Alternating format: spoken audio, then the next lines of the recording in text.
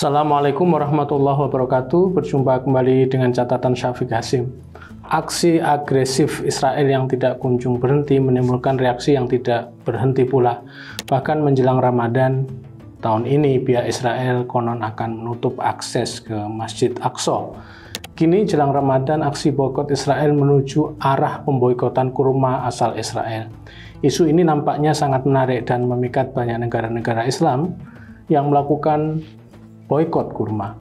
Boikot kurma ini sebenarnya hampir serupa dengan boikot-boikot produk lain yang memiliki kaitan langsung maupun tidak langsung dengan Israel.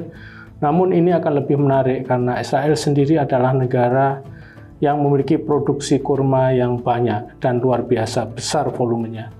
Boikot kurma Israel ini menurut saya adalah salah satu boikot terbaik selama ini dibandingkan dengan boikot-boikot produk lain. Mengapa demikian? Mari kita lihat sejauh mana Israel menguasai pasar global kurma. Ternyata berdasarkan data yang ada dan dihimpun oleh Statista, Israel bertengger di puncak pengekspor kurma terbesar di dunia. Israel mengekspor kurma senilai 330,09 juta US dollar. Sudah barang tentu ini bukan angka yang kecil. Selama ini kita berasumsi bahwa pasar global kurma dikuasai oleh negeri-negeri Islam di Timur Tengah seperti Saudi, Mesir, Jordania, Uni Emirat Arab, Qatar, dan sebagainya. Tapi Israel ternyata di posisi yang paling atas. Setelah Israel, posisi kedua pengekspor kurma ke pasar dunia adalah Tunisia.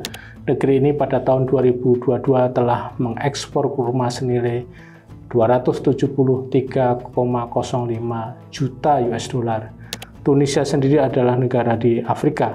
Lalu ketika ditempati oleh United Arab Emirates, negeri ini mengekspor kurma dengan nilai 205,47 juta US dollar. Iran mengekspor kurma senilai 148,57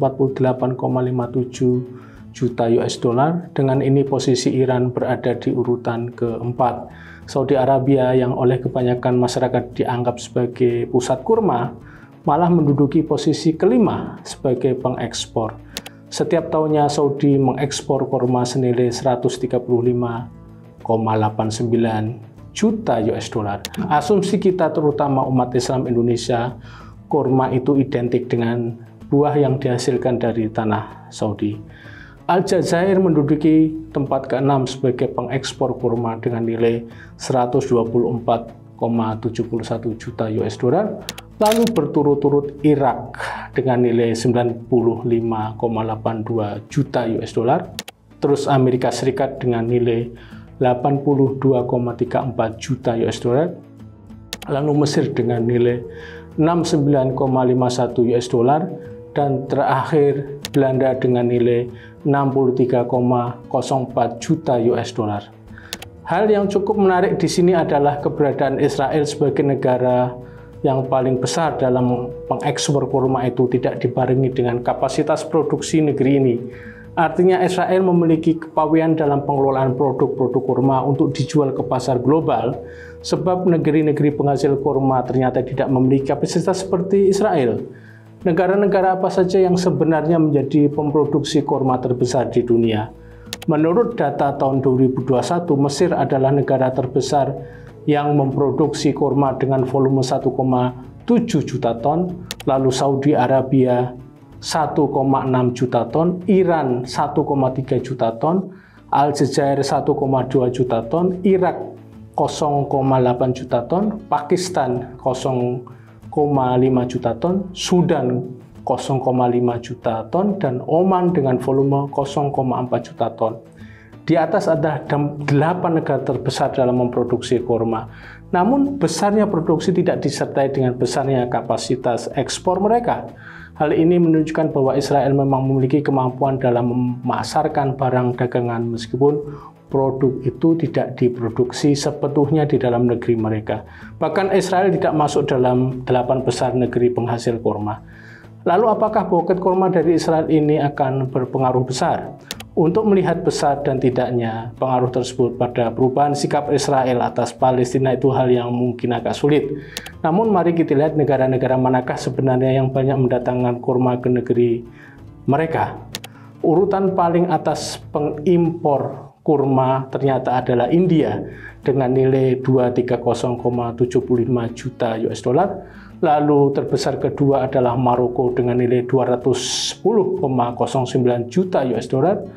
Lalu berturut-turut adalah Prancis 96,1, Amerika Serikat 86,4, Inggris 71,87, Jerman 66,8, Turki 63,3, Belanda 62,9, Italia 37,03, dan ke-10 negeri Spanyol 35,08 juta US dollar. Jika kita lihat data 2022 di atas, maka hanya ada 3 negara di mana penduduk Islam cukup banyak seperti Maroko, jumlahnya 99% Muslim dari 37 juta. Lalu India, meskipun penduduk Muslim ini minoritas, namun jumlahnya cukup banyak, mencapai puluhan juta, bahkan ratusan. Dan lalu Turki 99,8% dari sekitar 85 juta penduduk. Indonesia sendiri memang belum masuk sebagai negara yang cukup banyak mendatangkan kurma. Bahkan dari data yang tersedia di atas, Indonesia tidak masuk dalam 10 besar negara pengimpor kurma. Indonesia kemungkinan mengimpor kurma sebanyak 38,8 ribu ton metrik berdasarkan data 2019. Secara data, jika negara ini melakukan boikot atas kurma Israel, maka mungkin akan memiliki makna. Hal itu juga mereka memang mau memboikot kurma Israel. Itu pun atas dasar asumsi bahwa kurma mereka banyak diambil dari Israel, bukan dari negara-negara lain. Lalu, apakah efektif bagi Indonesia untuk ikut melakukan boikot pada kurma Israel? Soal efektivitas boikot kurma ini bukan perkara mudah untuk membuktikannya. Boikot kurma Israel ini bagi Indonesia memang bukan berorientasi pada pengurangan atau penolakan kurma itu sendiri, namun esensinya adalah mengekspresikan solidaritas global atas penderitaan Palestina yang terus menjadi gempuran pasukan Israel bagi Indonesia sebagai negara Muslim terbesar di dunia. Gerakan solidaritas Palestina misalnya nampaknya sudah mempersiapkan secara sistematis soal boikot kurma Israel. Sebuah gerakan yang bernama Palestine Solidarity Campaign memberikan petunjuk bagaimana cara agar masyarakat Muslim atau non-Muslim yang memiliki perhatian pada Israel dan Palestina bisa memboikot kurma Israel. Langkah-langkahnya satu, selalu periksa label saat membeli kurma. Jangan membeli kurma yang diproduksi atau dikemas di Israel atau kawasan pemukiman tepi barat. Jika tidak ada negara asal yang tercantum pada kotak, periksa situs web pengecernya. Kedua, salah satu eksportir terbesar Israel disebut Hadi Klein. Eksportir ini menjual kurma di supermarket dengan nama berikut: King Solomon, Jordan River, dan Jordan River Biotop, serta di bawah label jaringan supermarket. Centang kotaknya dengan hati-hati jika kurmanya diekspor oleh Hadi Klein, dan jangan membelinya. 3. Hindari perusahaan berikut: Mahadrin, Mitex, Edom, Carmel, Agrixco, dan Arafa. Itu yang diberikan oleh solidaritas anti-Israel. Sebagai catatan, pemboikotan kurma Israel jika diniatkan sebagai konsolidasi solidaritas untuk Palestina, pasti itu akan sampai pesannya. Namun untuk mendapatkan hasilnya yang efektif itu perkara lain. Demikian, Assalamualaikum warahmatullahi wabarakatuh.